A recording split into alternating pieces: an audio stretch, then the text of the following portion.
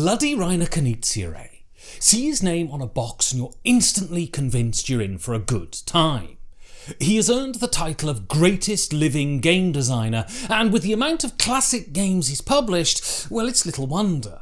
You have Modern Art, Tigris and Euphrates, amongst loads of others, but the thing about someone who has published over 7,000 games is that when you're taking a walk through Knizia land, you're forever tripping over brilliant titles you've never even heard of. Last weekend, I had the pleasure of playing Wildlife Safari, a brilliantly snappy and brutal card game that offers the kind of depth that only Knizia can get out of so few rules.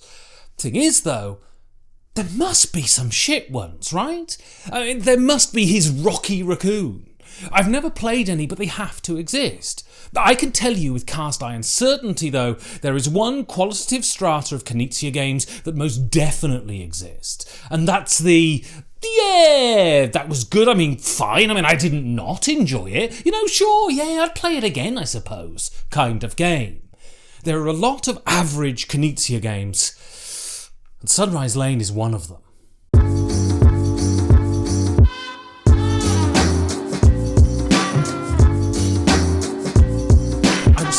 Excited when I spoke to the guy at Horrible Guild at Essen.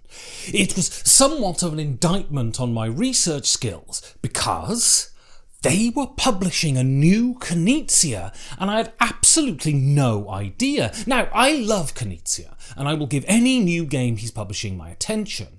While I don't think he's published a great game since Blue Lagoon, and he didn't really do Witchstone, I was so excited about Sunrise Lane. Horrible Guild are astute publishers, and a combination of their faultless production standards and Knizia's monomaniacally sharp designs could result in something wonderful. Knizia games are all about squeezing face-smackingly deep gameplay out of as few rules as possible, so leafing through the 2 pages of rules got me even more excited.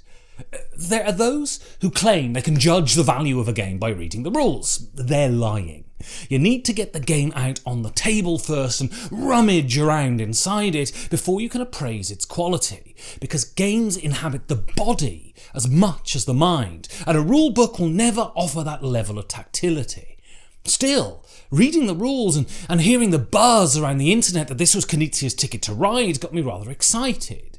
Now, that view of the game is not entirely wrong, but Sunrise Lane is far too bloody nice, far too bloody anodyne to compete with Ticket to Ride, or the game it really shares a heritage with, Through the Desert. Not that the game doesn't work, it just doesn't work that well.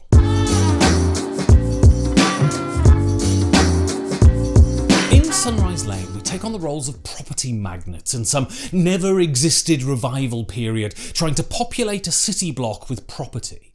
Players will plop down plastic houses in their colour in conjunction with a hand of cards. The board has squares with coloured dice pips on them that match with the colours of the deck. On their turn, players will play cards of the same colour from their hands. For each card played, you get to place a level of a building on some space matching the colours of the cards you just played. So, if you play 2 blue cards, you get to place a 2-level building on a blue square.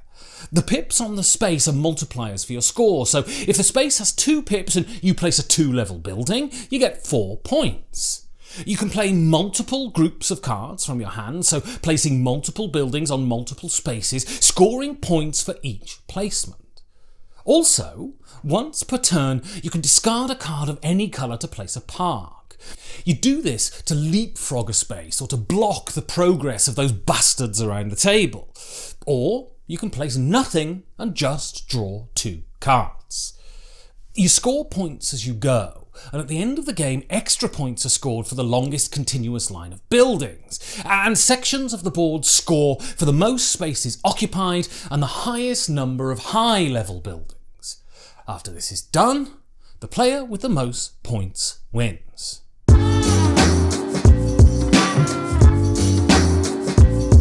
Sunrise Lane is something of a curate's egg. It has clearly been designed by someone who knows what they're doing, but it fails to ignite on any level. It feels dashed off, an afterthought. As one of the players around my table said, he just shits them out. That's not to say that the game is bad. The few rules are deployed expertly and you're engaged for the 20 minutes it takes to play. Also, there is player interaction. That is something Knizia insists on in his games, and it is more than present here. You can block other players and try to upset their plans, but, and this is vital, this is a much more gentle game than Ticket to Ride, and with that gentility comes a flaccidness and a lack of engagement. I played another Knizia abstract just the other night, Through the Desert, and there is no doubt in my mind that you can trace a direct line of descent from that 1998 classic to this one. Except that Through the Desert has teeth.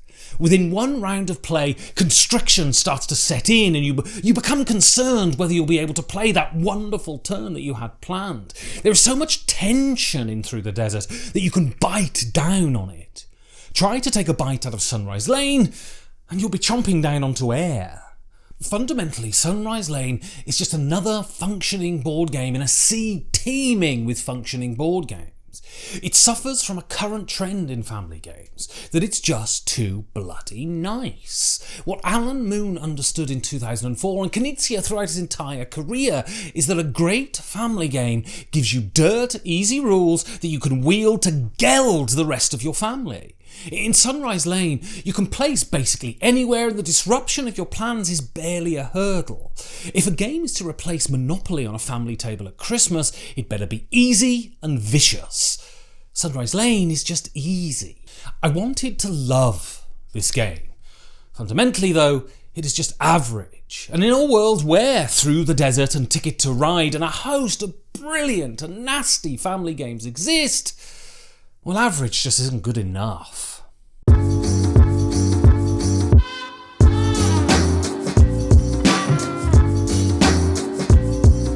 Thanks so much for watching. If you thought I was speaking sense, you can let me know in the comments below. And if you thought I was talking out of my rear end, you can put on your caps lock before you start typing. You could always like the video and sub for more stuff like this. You can get great merch at someeple.com and listen to the podcast, which has hundreds of episodes, including a great one with Reiner Knizia. The links are below. If you really like this, you could even help the videos get made by going to patreon.com/5G4D like these lovely people.